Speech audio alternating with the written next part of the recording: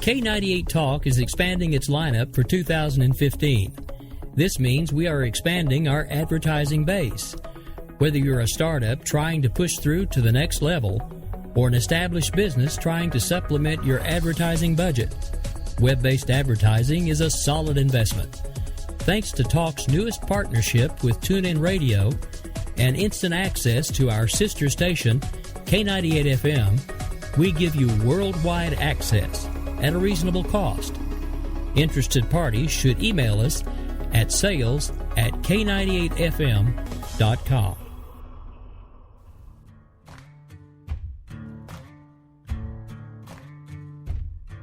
K98talk.com, a leader in internet radio. So grab your seatbelts and take the ride of your life on K98talk.com.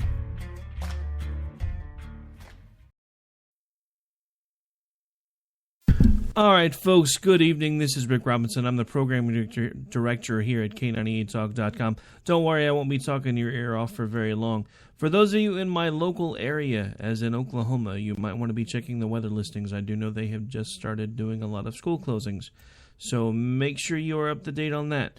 Also, as promised, for those of you who follow me on Twitter, we did make an announcement that I've made a judgment call because I don't know about you, but I didn't get to hear BB's speech. I found it much later in the day. I know some of you were still on the way home, and a lot of you do listen to us on TuneIn in your car and while you're working out or whatever else it is that you guys do. So I made a judgment call. We're going to go ahead and play the speech in its entirety.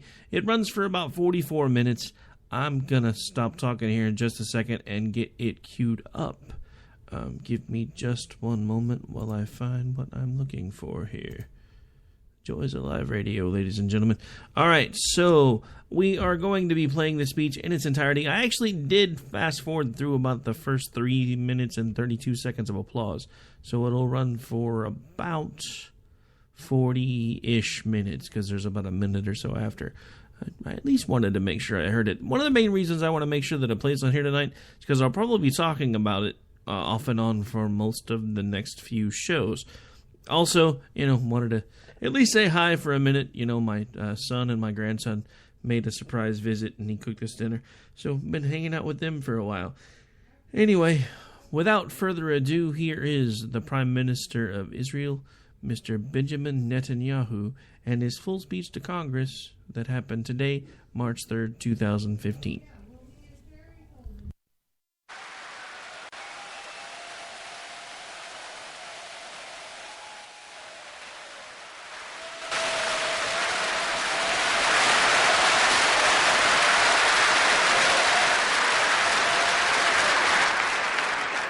Members of Congress, I have the high privilege and distinct honor of presenting to you the Prime Minister of Israel, His Excellency Benjamin Netanyahu.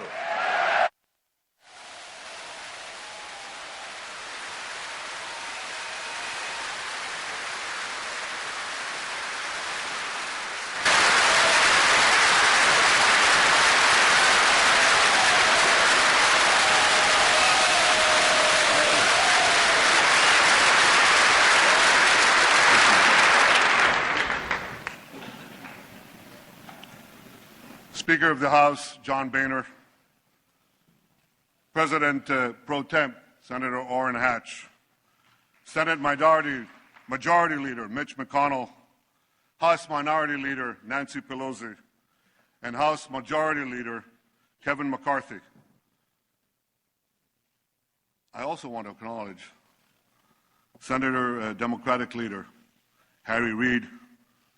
Harry, it's good to see you back on your feet.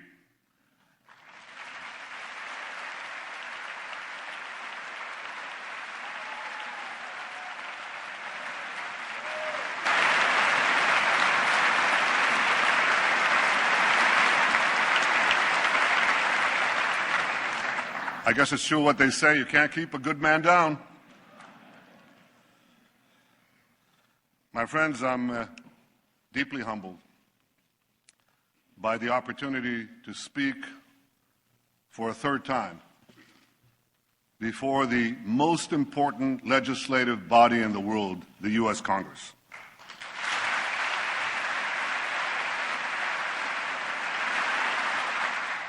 I want to thank you all for being here today. I know that my speech has been the subject of much controversy. I deeply regret that some perceive my being here as political. That was never my intention. I want to thank you, Democrats and Republicans, for your common support for Israel, year after year, decade after decade.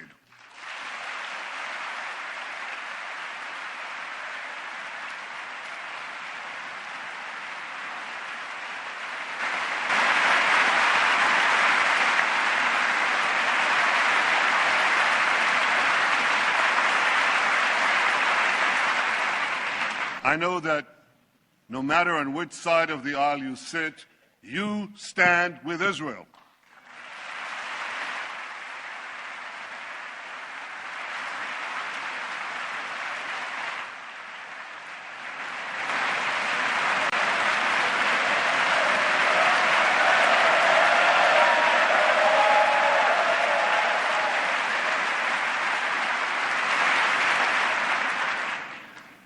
The remarkable alliance between Israel and the United States has always been above politics. It must always remain above politics.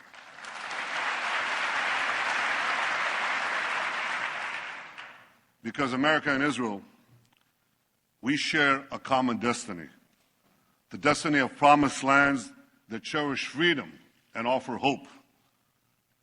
Israel is grateful for the support of America's people and of America's presidents, from Harry Truman to Barack Obama.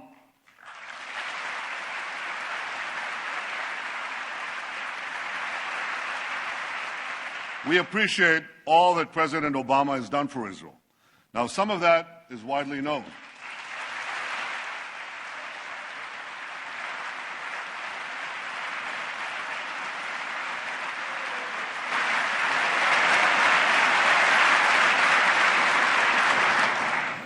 Some of that is widely known, like strengthening security cooperation and intelligence sharing, opposing anti-Israel resolutions at the UN.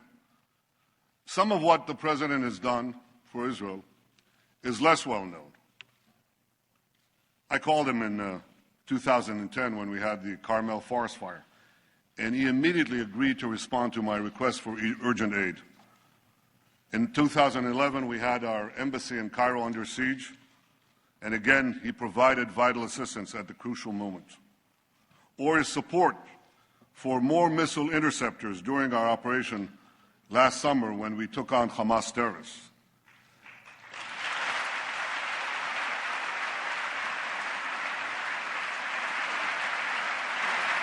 In each of those moments, I called the President, and he was there.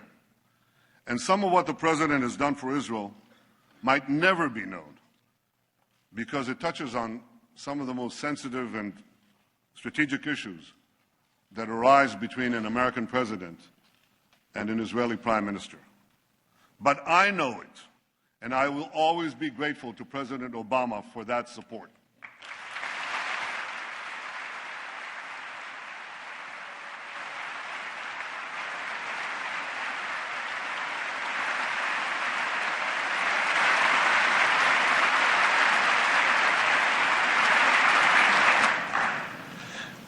And Israel is grateful to you, the American Congress, for your support, for supporting us in so many ways, especially in generous military assistance and missile defense, including Iron Dome.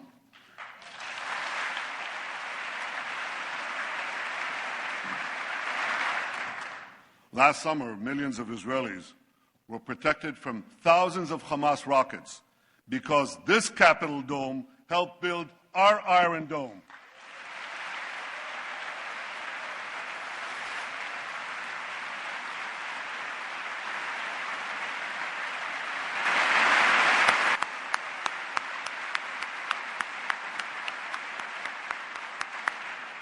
Thank you, America. Thank you for everything you've done for Israel. My friends, I've come here today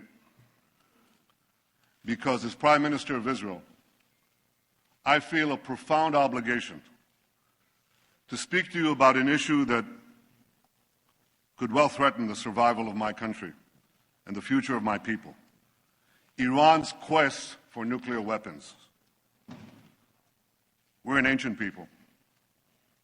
In our nearly 4,000 years of history, many have tried repeatedly to destroy the Jewish people. Tomorrow night, on the Jewish holiday of Purim, we'll read the book of Esther. We'll read of a powerful Persian viceroy named Aman, who plotted to destroy the Jewish people some 2,500 years ago. But a courageous Jewish woman, Queen Esther, exposed the plot and gained for the Jewish people the right to defend themselves against their enemies. The plot was foiled. Our people were saved.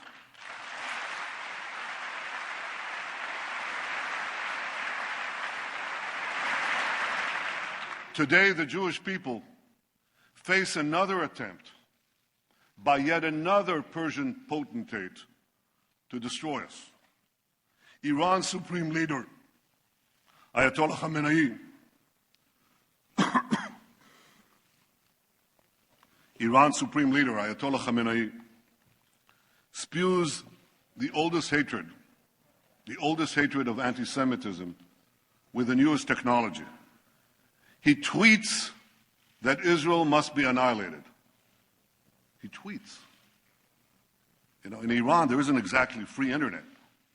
But he tweets in English that Israel must be destroyed. For those who believe that Iran threatens the Jewish state, but not the Jewish people, listen to Hassan Nasrallah, the leader of Hezbollah, Iran's chief terrorist proxy. He said, "If all the Jews gather in Israel, it will save us the trouble of chasing them down around the world." But Iran's regime is not merely a Jewish problem, any more than the Nazi regime was merely a Jewish problem. The 6 million Jews murdered by the Nazis were but a fraction of the 60 million people killed in World War II. So too, Iran's regime poses a grave threat not only to Israel, but also to the peace of the entire world. To understand just how dangerous Iran would be with nuclear weapons, we must fully understand the nature of the regime. The people of Iran are very talented people. They're heirs to one of the world's great civilizations. But in 1979, they were hijacked by religious zealots who imposed on them immediately a dark and brutal dictatorship. That year, the zealots drafted a constitution, a new one for Iran. It directed the Revolutionary Guards not only to protect Iran's borders, but also to fulfill the ideological mission of jihad. The regime's founder, Ayatollah Khomeini, exhorted his followers to export the revolution throughout the world. I'm standing here in Washington, D.C., and the difference is so stark. America's founding document promises life, liberty, and the pursuit of happiness. Iran's founding document pledges death, tyranny, and the pursuit of jihad. And as states are collapsing across the Middle East, Iran is charging into the void to do just that. Iran's goons in Gaza, its lackeys in Lebanon, its Revolutionary Guards on the Golan Heights are clutching Israel with 3 tentacles of terror. Backed by Iran, Assad is slaughtering Syrians. Backed by Iran, Shiite militias are rampaging through Iraq.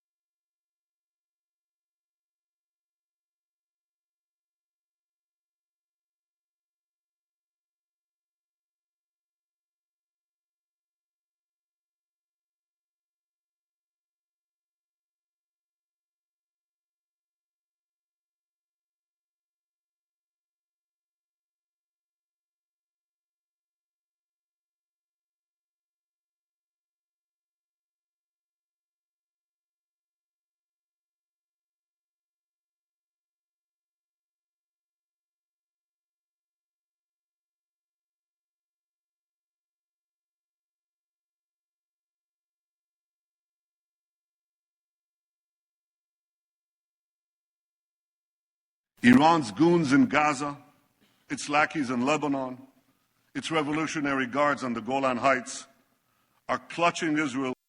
All right, sorry about that, folks. We lost the feed for a second. It should be back now. With three tentacles of terror. Backed by Iran, Assad is slaughtering Syrians. Backed by Iran, Shiite militias are rampaging through Iraq. Backed by Iran, Houthis are seizing control of Yemen, threatening the strategic straits at the mouth of the Red Sea. Along with the Straits of Hormuz, that would give Iran a second choke point on the world's oil supply. Just last week, near Hormuz, Iran carried out a military exercise blowing up a mock U.S. aircraft carrier. That's just last week, while they're having nuclear talks with the United States. But unfortunately, for the last 36 years, Iran's attacks against the United States have been anything but mock, and the targets have been all too real. Iran took dozens of Americans hostage in Tehran, murdered hundreds of American soldiers, Marines in Beirut, and was responsible for killing and maiming thousands of American servicemen and women in Iraq and Afghanistan. Beyond the Middle East, Iran attacks America and its allies through its global terror network. It blew up the Jewish Community Center and the Israeli embassy in Buenos Aires. It helped al-Qaeda bomb U.S. embassies in Africa. It even attempted to assassinate the Saudi ambassador right here in Washington, D.C. In the Middle East, Iran now dominates 4 Arab capitals: Baghdad, Damascus, Beirut, and Sana'a. And if Iran's aggression is left unchecked, more will surely follow. So at a time when many hope that Iran will join the community of nations, Iran is busy gobbling up the nations.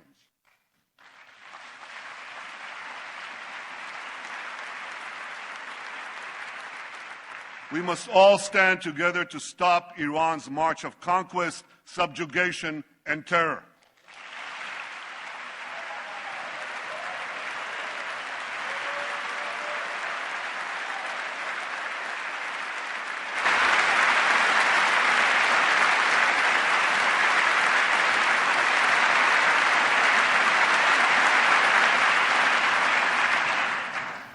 Now, 2 years ago,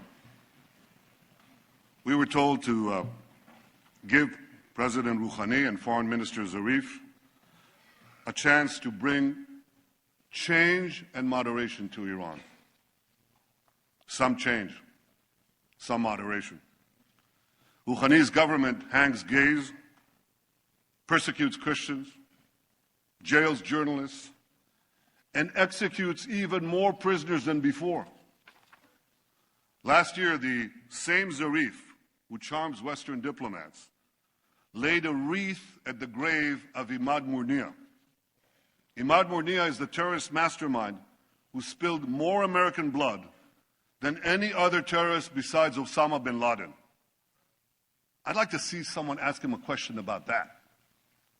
Iran's regime is as radical as ever. Its cries of death to America, that same America that it calls the Great Satan, as loud as ever. Now, this shouldn't be surprising, because the ideology of Iran's revolutionary regime is deeply rooted in militant Islam. And that's why this regime will always be an enemy of America. And don't be fooled. The battle between Iran and ISIS doesn't turn Iran into a friend of America. Iran and ISIS are competing for the crown of militant Islam. One calls itself the Islamic Republic. The other calls itself the Islamic State. Both want to impose a militant Islamic empire, first on the region and then on the entire world. They just disagree among themselves who will be the ruler of that empire. In this deadly Game of Thrones, there's no place for America or for Israel. No peace for Christians, Jews, or Muslims who don't share the Islamist medieval creed. No rights for women, no freedom for anyone. So when it comes to Iran and ISIS, the enemy of your enemy is your enemy.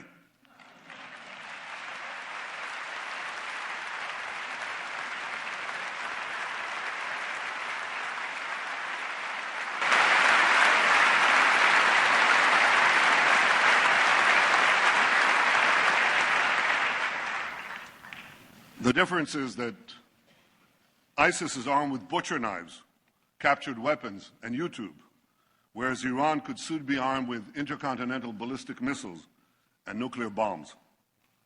We must always remember, I'll say it one more time, the greatest danger facing our world is the marriage of militant Islam with nuclear weapons. To defeat ISIS and let Iran get nuclear weapons would be to win the battle but lose the war. We can't let that happen.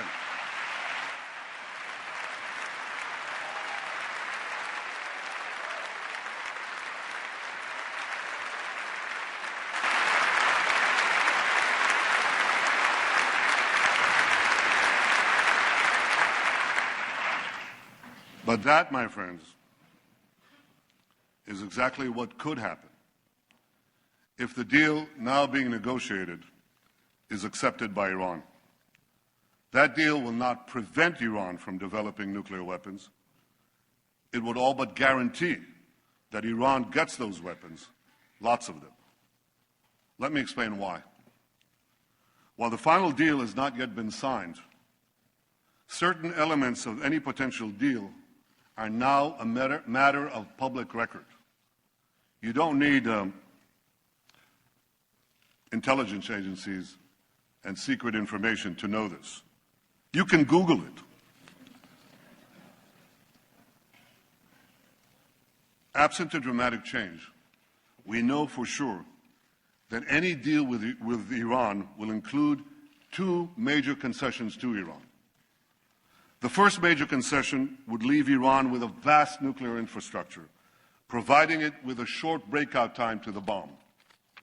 Breakout time is the time it takes to amass enough weapons-grade uranium or plutonium for a nuclear bomb. According to the deal, not a single nuclear facility would be demolished. Thousands of centrifuges used to enrich uranium would be left spinning. Thousands more would be temporarily disconnected, but not destroyed. Because Iran's nuclear program would be left largely intact, Iran's breakout time would be very short, about a year by U.S. assessment, even shorter by Israel's. And if Iran's work on advanced centrifuges, faster and faster centrifuges, is not stopped, that breakout time could still be shorter, a lot shorter. True, certain restrictions would be imposed on Iran's nuclear program, and Iran's adherence to those restrictions would be supervised by international inspectors. But here's the problem. You see, inspectors document violations. They don't stop them. Inspectors knew when North Korea broke to the bomb, but that didn't stop anything. North Korea turned off the cameras, kicked out the inspectors. Within a few years, it got the bomb. Now we're warned that within 5 years, North Korea could have an arsenal of 100 nuclear bombs. Like North Korea, Iran too has defied international inspectors. It's done that on at least 3 separate occasions: 2005, 2006, 2010. Like North Korea, Iran broke the locks, shut off the cameras. Now, I know this is not going to come as a shock to any of you, but Iran not only defies inspectors, it also plays a pretty good game of hide and cheat with them. The UN's nuclear watchdog agency, the IAEA, said again yesterday that Iran still refuses to come clean about its military nuclear program. Iran was also caught twice, not once, twice, operating secret nuclear facilities in Natanz and Qom, facilities that inspectors didn't even know existed. Right now, Iran could be hiding nuclear facilities that we don't know about, the U.S. and Israel. As the former head of inspections for the IAEA said in 2013, he said, if there's no undeclared installation today in Iran, it'll be the first time in 20 years that it doesn't have one. Iran has proven time and again that it cannot be trusted. And that's why the first major concession is a source of grave concern. It leaves Iran with a vast nuclear infrastructure and relies on inspectors to prevent a breakout. That concession creates a real danger that Iran could get to the bomb by violating the deal. But the second major concession creates an even greater danger, that Iran could get to the bomb by keeping the deal. Because virtually all the restrictions on Iran's nuclear program will automatically expire in about a decade. Now, a decade may seem like a long time in political life, but it's the blink of an eye in the life of a nation. It's a blink of an eye in the life of our children. We all have a responsibility to consider what will happen when Iran's nuclear capabilities are virtually unrestricted and all the sanctions will have been lifted. Iran would then be free to build a huge nuclear capacity that could produce many, many nuclear bombs. Iran's supreme leader says that openly. He says Iran plans to have 190,000 centrifuges. Well, Iran could have the means to deliver that nuclear arsenal to the far-reach corners of the earth, including to every part of the United States. So you see, my friends, this deal has two major concessions. One, leaving Iran with a vast nuclear program. And two, lifting the restrictions on that program in about a decade. That's why this deal is so bad. It doesn't block Iran's path to the bomb. It paves Iran's path to the bomb. So why would anyone make this deal? Because they hope that Iran will change for the better in the coming years? Or they believe that the alternative to this deal is worse? Well, I disagree. I don't believe that Iran's radical regime will change for the better after this deal. This regime has been in power for 36 years, and its voracious appetite for aggression grows with each passing year. This deal would only whet Iran's appetite for more. Would Iran be less aggressive when sanctions are removed and its economy is stronger? If Iran is gobbling up 4 countries right now while it's under sanctions, how many more countries will Iran devour when sanctions are lifted? Would Iran fund less terrorism when it has mountains of cash with which to fund more terrorism? Why should Iran's radical regime change for the better when it can enjoy the best of both worlds, aggression abroad, prosperity at home? This is a question that everyone asks in our region. Israel's neighbors, Iran's neighbors, know that Iran will become even more aggressive and sponsor even more terrorism when its economy is unshackled and it's been given a clear path to the bomb. And many of these neighbors say they'll respond by racing to get nuclear weapons of their own. So this deal won't change Iran for the better. It will only change the Middle East for the worse. A deal that's supposed to prevent nuclear proliferation would instead spark a nuclear arms race in the most dangerous part of the planet. This deal won't be a farewell to arms. It would be a farewell to arms control. And the Middle East would soon be crisscrossed by nuclear tripwires. A region where small skirmishes can trigger big wars would turn into a nuclear tinderbox. If anyone thinks this deal kicks the can down the road, think again. When we get down that road, we'll face a much more dangerous Iran, a Middle East littered with nuclear bombs, and a countdown to a potential nuclear nightmare. Ladies and gentlemen, I've come here today to tell you we don't have to bet the security of the world on the hope that Iran will change for the better. We don't have to gamble with our future and with our children's future. We can insist that restrictions on Iran's nuclear program not be lifted for as long as Iran continues its aggression in the region and in the world.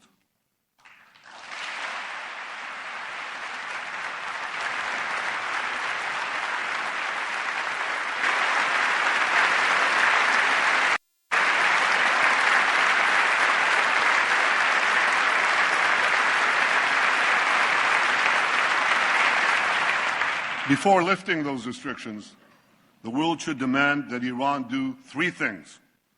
First, stop its aggression against its neighbors in the Middle East. Second,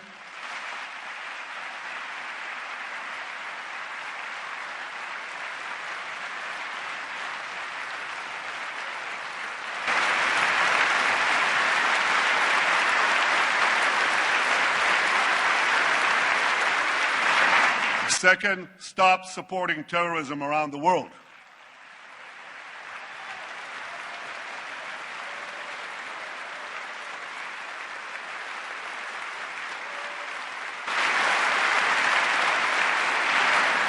And third, stop threatening to annihilate my country, Israel, the one and only Jewish state.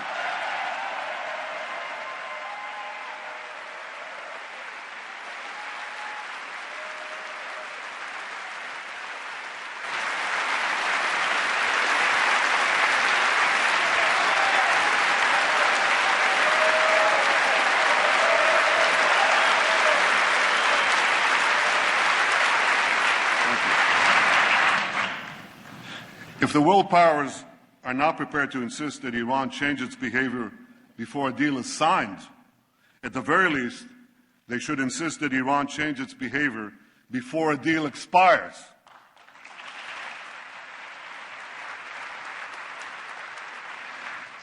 If Iran changes its behavior, the restrictions would be lifted. If Iran doesn't change its behavior, the restrictions should not be lifted.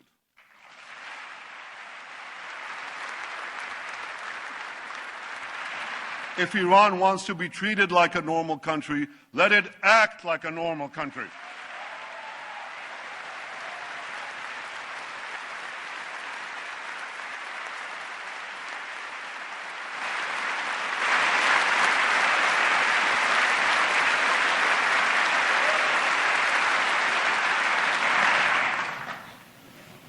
My friends, what about the argument that there is no alternative to this deal? That Iran's nuclear know-how cannot be erased, that its nuclear program is so advanced that the best we can do is delay the inevitable, which is essentially what the proposed deal seeks to do. Well, nuclear know-how without nuclear infrastructure doesn't get you very much. A race car driver without a car can't drive. A pilot without a plane can't fly. Without thousands of centrifuges, tons of enriched uranium, or heavy water facilities, Iran can't make nuclear weapons.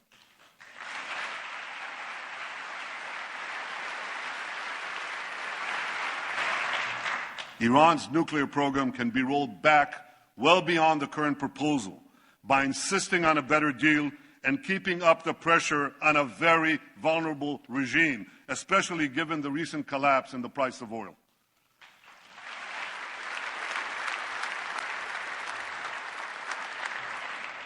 Now, if Iran threatens to walk away from the table, and this often happens in a Persian bazaar, call their bluff. They'll be back because they need the deal a lot more than you do.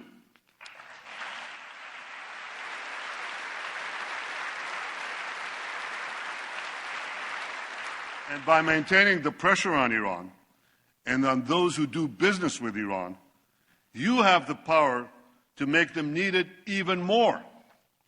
My friends, for over a year, we've been told that no deal is better than a bad deal. Well, this is a bad deal. It's a very bad deal. We're better off without it.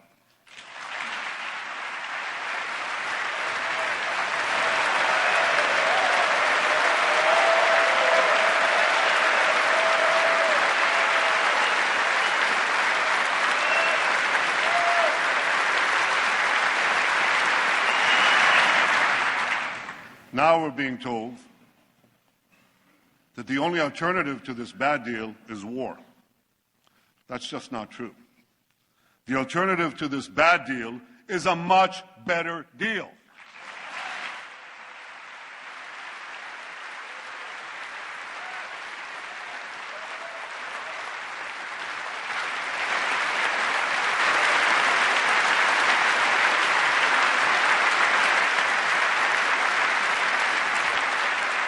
A better deal that doesn't leave Iran with a vast nuclear infrastructure and such a short breakout time. A better deal that keeps the restrictions on Iran's nuclear program in place until Iran's aggression ends. Between two paths. One path leads to a bad deal that will at best curtail Iran's nuclear ambitions for a while. But it will inexorably lead to a nuclear-armed Iran whose unbridled aggression will inevitably lead to war. The second path, however difficult, could lead to a much better deal that would prevent a nuclear-armed Iran, a nuclearized Middle East, and the horrific consequences of both to all of humanity. You don't have to read Robert Frost to know. You have to live life. To know that the difficult path is usually the one less traveled. But it will make all the difference for the future of my country, the security of the Middle East, and the peace of the world, the peace we all desire.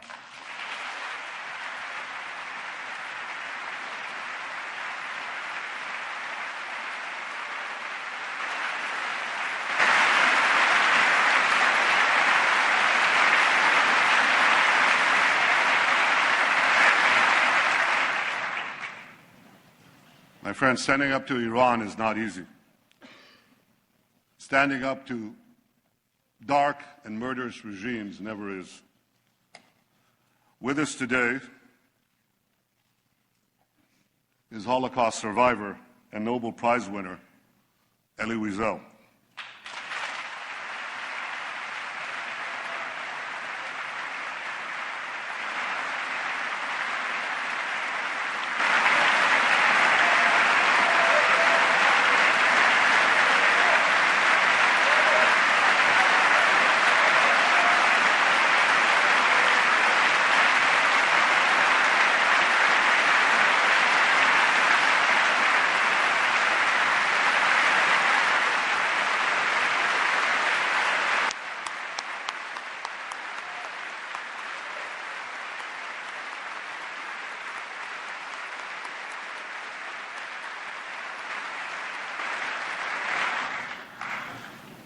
Elie, your life and work inspire us to give meaning to the words, never again.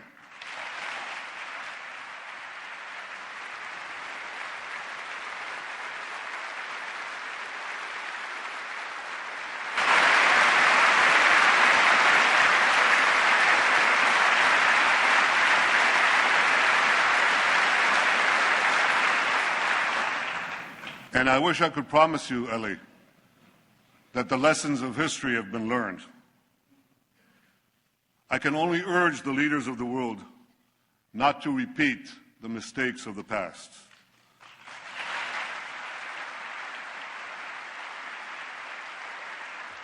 Not to sacrifice the future for the present, not to ignore aggression in the hopes of gaining an illusory peace.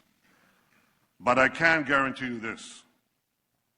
The days when the Jewish people remained passive in the face of genocidal enemies, those days are over.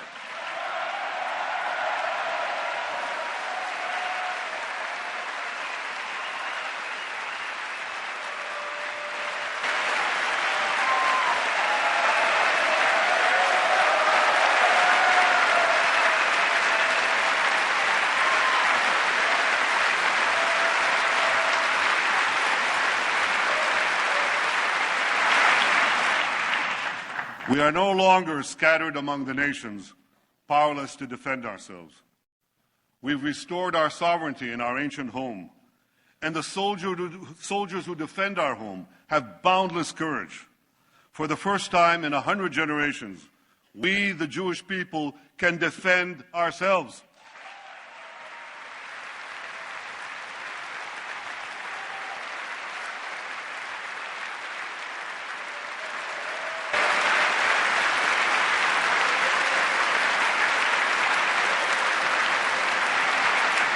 This is why, as Prime Minister of Israel, I can promise you one more thing. Even if Israel has to stand alone, Israel will stand.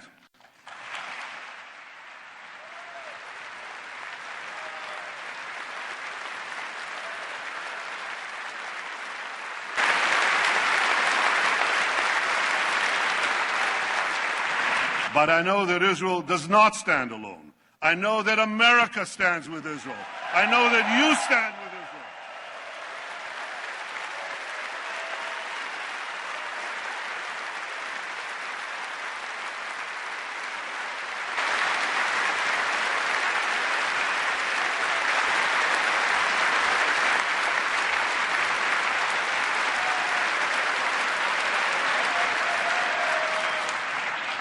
You stand with Israel because you know that the story of Israel is not only the story of the Jewish people, but of the human spirit that refuses again and again to succumb to history's horrors.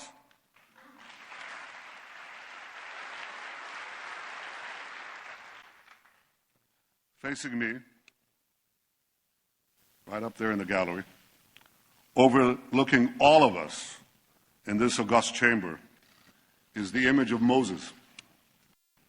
Moses led our people from slavery to the gates of the Promised Land. And before the people of Israel entered the land of Israel, Moses gave us a message that has steeled our resolve for thousands of years. I leave you with his message today. Chizku v'imtzu, al tiru ve'al ta'artzu mipnehem. Be strong and resolute, neither fear nor dread them. My friends, may Israel and America always stand together, strong and resolute. May we neither fear nor dread the challenges ahead. May we face the future with confidence, strength, and hope. May God bless the state of Israel, and may God bless the United States of America.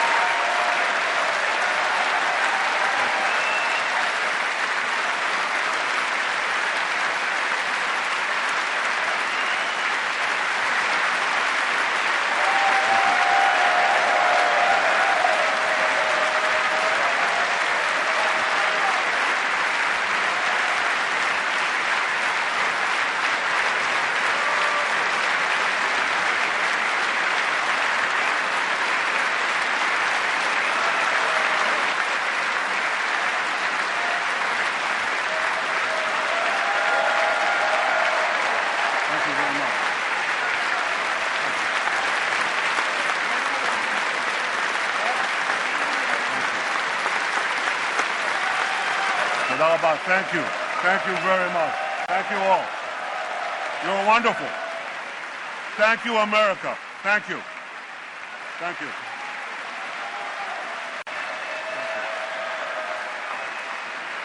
Thank you.